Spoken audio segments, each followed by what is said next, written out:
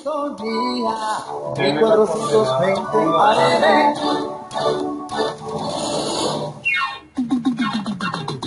Desde Caracas, para toda el área metropolitana y el estado Miranda, transmite Radio Sintonía 1420 AM. Los criterios emitidos en este espacio son exclusiva responsabilidad de sus productores y conductores.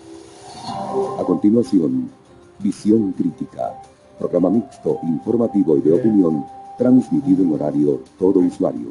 Es una producción nacional del diputado Rafael Veloz. Sintonía 1420 AM presenta Visión Crítica con el diputado Rafael Veloz.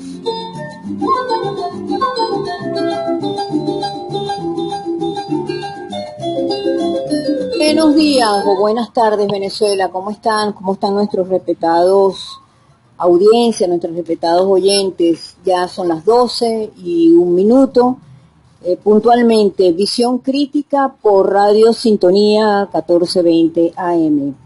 En la dirección general de la emisora está la doctora Ana Mireya Obregón, en la coordinación de producción Toti López Cocaterra, en los controles Carlos Contreras, en la conducción del espacio el diputado Rafael Veloz, y en la producción quienes hablan. Vamos a tocar el tema muy importante que es la inflación en materia de alimentos.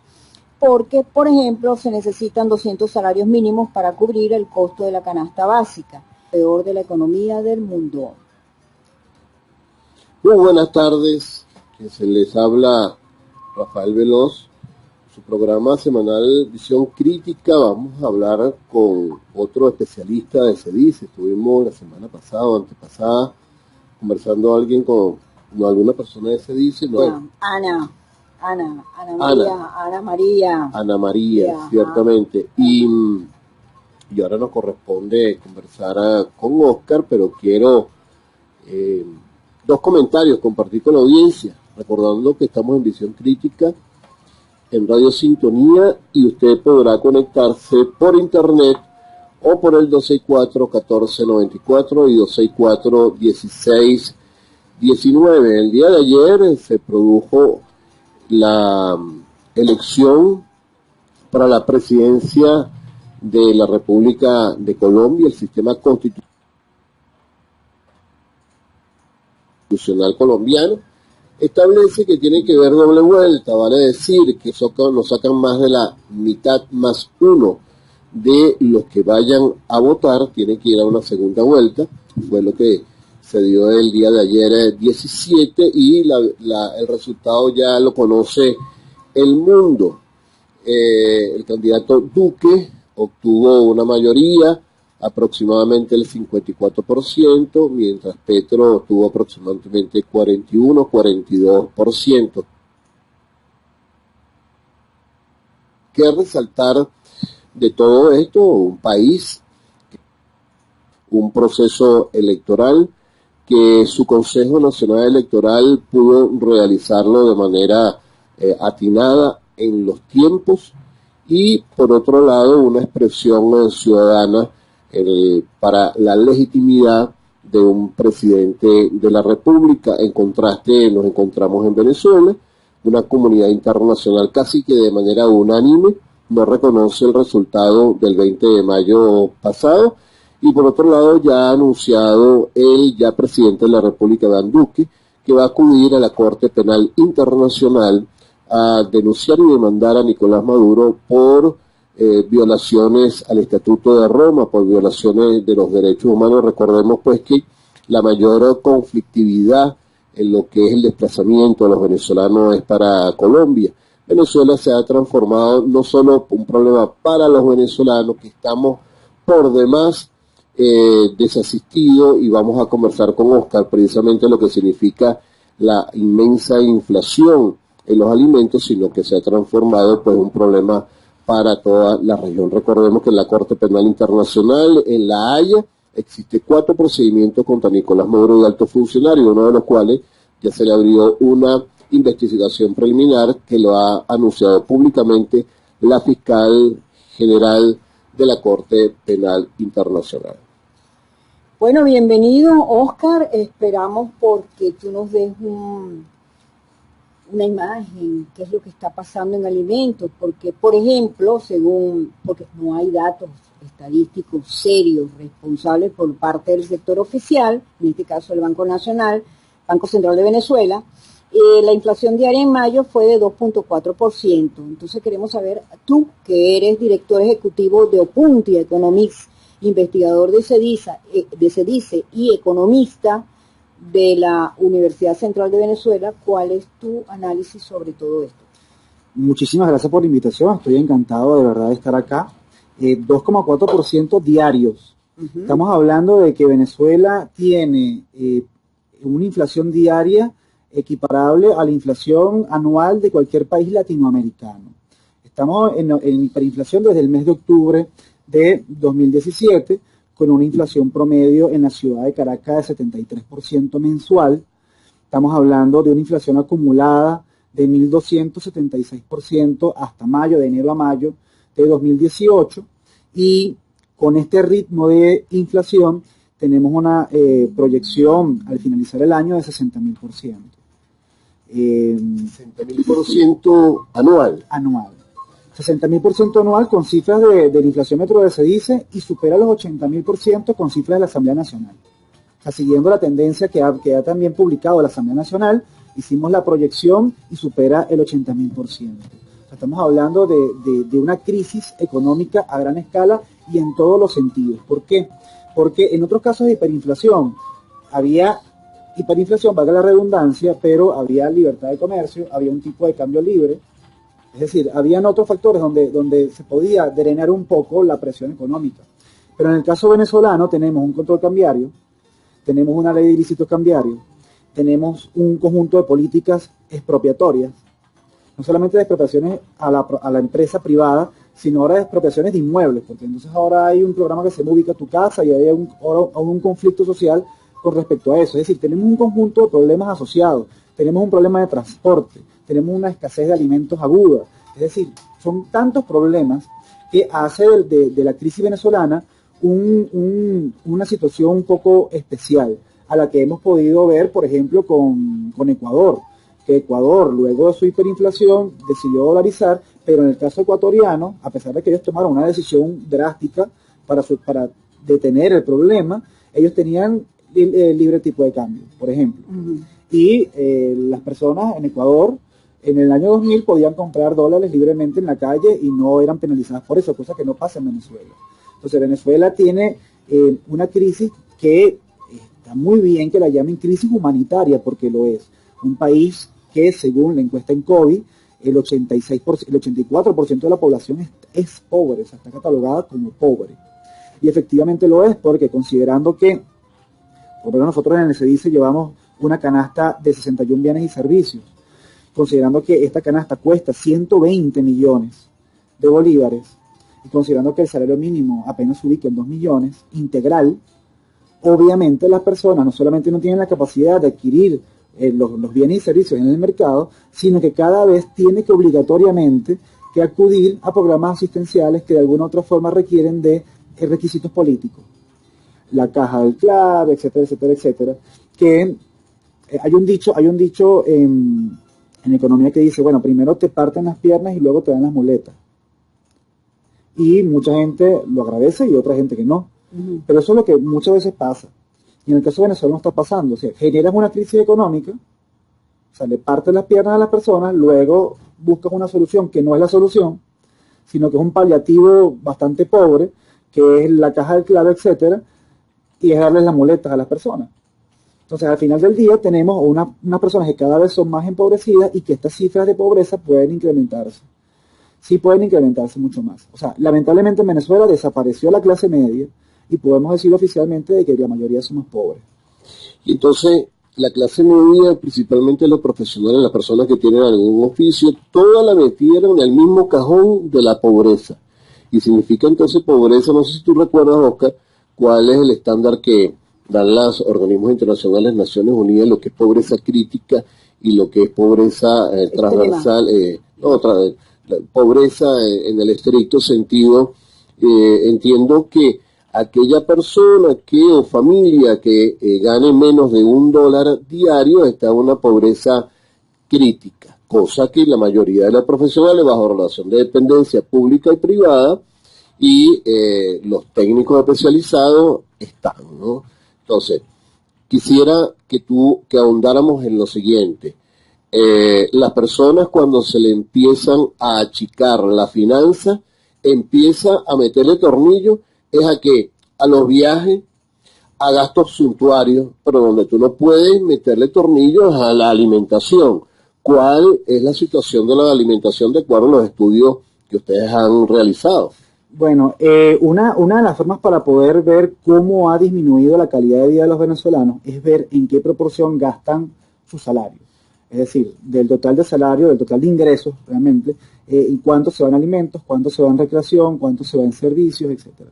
En el año 2007, que el Banco Central de Venezuela hizo la encuesta de hogares, que es una encuesta que realiza para poder calcular inflación, las personas manifestaron que el 30% de su salario, de sus ingresos, se iba en alimentos. Nosotros el año pasado, entre el 2 y el 14 de octubre, hicimos una encuesta. Y nuestra encuesta determinó que el 80% del salario, de los ingresos, se está yendo en alimentos. ¿Qué quiere decir esto? Que hay una disminución de la calidad de vida. ¿Por qué? Porque si bien es cierto que uno no puede renunciar a los alimentos, también es cierto de que el ser humano necesita, porque es una necesidad, necesita de recreación, por ejemplo, necesita de ocio, necesita superarse, inscribirse en una universidad, estudiar, comprar libros, gastar en transporte. Entonces estamos suponiendo entonces que del 100% del salario, un venezolano profesional cuyo sueldo está en aproximadamente 20 millones de bolívares, porque hay que decirlo, una persona que no sea asalariada, sino que un profesional que gana 20 millones de bolívares, ya esa persona está ganando menos de $1 al día. Y es una persona que no puede acceder a otros servicios, sino que sencillamente el 80% de esos 20 millones lo gasta en alimentos. Teniendo en consideración además que ese 80%, que son 16 millones de bolívares, no alcanza para adquirir una canasta básica porque 500 gramos de café ya está en el mercado en 8 millones. Es decir, prácticamente... Medio kilo ya está en 8 millones. Sí, según cifras que recogí el día de ayer. Porque yo, para calcular... Medio kilo en 8 millones de bolívares. Medio kilo marca Propatria, para ser más preciso. 4 millones 200 mil bolívares un kilo de carne, de segundo obviamente. Estamos hablando de ganso. Entonces, ¿cuántos kilos puede comprar una persona, un profesional que gana 20 millones de bolívares, que destina el 80% de su salario en alimentos? Puede comprar 4 kilos de carne y ya. Es decir, no estamos hablando ni de, vamos a alinear la carne, ni de la sal, ni de la cebolla, ni del tomate, ni del pimentón. ¿Cuánto cuesta el kilo de pimentón? El kilo de pimentón ya está en 1.800.000. Ahora, ¿el kilo de papa? No recuerdo ahorita. El kilo de papa subió, pero abruptamente, que tú dices, Dios mío, pero es que la papa es importada. 700.000 bolívares. ¿No? Mira, Oscar, pero fíjate algo, ¿no? Eso, bueno, las amas de casa están muy cercanas. Por allá dijo Toti ¿en que cuánto? 6 millones. 6 millones. Jaime Lorenzo es un médico que está haciendo un extraordinario trabajo de coordinación de lo que son los profesionales del área de la salud. Y él expresaba un concepto que creo que es aplicable a toda actividad de la vida, sobre todo en Venezuela, que es la emergencia sanitaria, que es el caso del sistémica. Sistémica porque tú no tienes por dónde comenzar a arreglar el problema. En cualquier escenario que tú te vayas al área de la salud, medicina, insumos médicos, honorarios profesionales, clínicas, no hay nada que quede parado.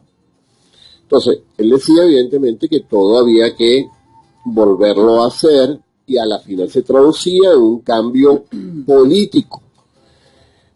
Tú, en el área que tú manejas, que es el tema inflacionario, alimentación, mercados, en fin, o lo que tú consideres, ¿qué crees tú si podemos nosotros aplicar el mismo sistema? O sea, esto es un elemento sistémico. ¿Cómo nosotros podemos reconstruir esto? Y a la final, ¿en qué se traduce? ¿Se traduce en un cambio político o se traduce en un cambio económico? Al regreso de la identificación de la emisora, vamos a escuchar a Oscar Torreal. ¿Sí? Dejamos al aire una pregunta. ¿Queda algo en pie en todo lo que es el contexto del tema alimentario, del tema inflacionario? ¿O podemos nosotros decir entonces que estamos ante una emergencia económica e inflacionaria sistémica. ¿Cómo nosotros podemos enderezar esta ruta, Oscar? Mira, la forma de enderezar la ruta es un conjunto de políticas simultáneas, totalmente simultáneas, que vayan encaminadas hacia la libertad económica. No quiero decir con esto que no se deba de descuidar todo un conjunto de programas sociales que son necesarios y obligatorios para poder salir de la crisis. Es decir, estamos en una crisis humanitaria y de base tenemos que tener una ayuda humanitaria, que ya hay muchos países que nos las quieren otorgar, pero lamentablemente ha habido una barrera inmensa para poder tenerla. Pero lo importante es un conjunto de políticas económicas y institucionales que nos garanticen una libertad económica. ¿Por qué institucionales? Porque yo puedo liberar el tipo de cambio, puedo liberar los precios de mercado, puedo atraer inversiones extranjeras, pero si no existe un andamio institucional que garantice el derecho a la propiedad privada, lamentablemente todos esos atractivos no van a ser suficientes. Tenemos que modificar o tenemos que trabajar el tema de la deuda externa, porque tenemos un gobierno que está gastando demasiado y lamentablemente gastó para lo malo. Es decir, el gobierno venezolano se asemeja mucho, o sea, las finanzas del gobierno se asemejan mucho a las finanzas personales. Yo tengo ingresos ordinarios y ingresos extraordinarios. ¿Cuáles son mis ingresos extraordinarios? Bueno, yo hice un trabajo extra por X lado, o me aumentaron el límite de la tarjeta de crédito. Uh-huh. Yo no puedo pagarme un gimnasio. Yo no puedo, me aumentaron el límite de la tarjeta de crédito y yo digo, bueno, yo me voy a inscribir en un gimnasio. Eso no se puede hacer. ¿Por qué? Porque es un ingreso extraordinario que pasó una sola vez y estoy asumiendo un gasto ordinario, un gasto que es mensual. Y eso es lo que hizo el gobierno. El gobierno asumió un conjunto de deuda para asumir gastos ordinarios. Y ese tipo de finanzas hay que solucionarla, porque si no se soluciona no vamos a acabar con el tema de inflación. Es decir, eso es un factor importantísimo, el tema fiscal, porque el origen del problema hiperinflacionario es fiscal y monetario, pero el origen realmente es fiscal. Es decir, un desajuste de las finanzas públicas que generan un financiamiento con base en la impresión o emisión de dinero en la economía, que hace que la liquidez monetaria esté aumentando a más de 100% mensual. Si la cantidad de dinero se está multiplicando en el país. Fíjense que el señor Darío, gracias señor Darío desde San Agustín, nos dice lo siguiente: hoy fui a cobrar la pensión, 1.400.000 bolívares, eso fui a comprar un cartón de huevos y ya está en 1.600.000. ¿Qué hago? Me pongo a llorar, protesto. ¿Qué me recomiendan ustedes? ¿Qué puede hacer el diputado desde el Parlamento? Bueno, desde el Parlamento, hermano, estamos siguiendo la ruta, que no es otra que establecer no solo el acuerdo con los organismos internacionales, sino que tiene que haber en nuestro país un mecanismo de movilización, de articulación bajo el signo de la lucha no violenta, y que esto signifique una presión importante a el gobierno para que no siga estas políticas que a la final producen es muerte y empobrecimiento, desnutrición de los niños venezolanos. Y esto solo es posible no del Parlamento. El Parlamento es un mecanismo, es cómo nosotros podemos que cada uno de los venezolanos asuma en primera persona su acción positiva y procurar entonces el cambio político que todos lo estamos esperando. Bueno, el papel de la comunidad internacional está suficientemente claro, lo ha desarrollado, ahora le corresponde a los venezolanos, pero para ello es necesario unidad de estrategia, unidad de movilización más allá de la política y de los organismos sociales. Teresa.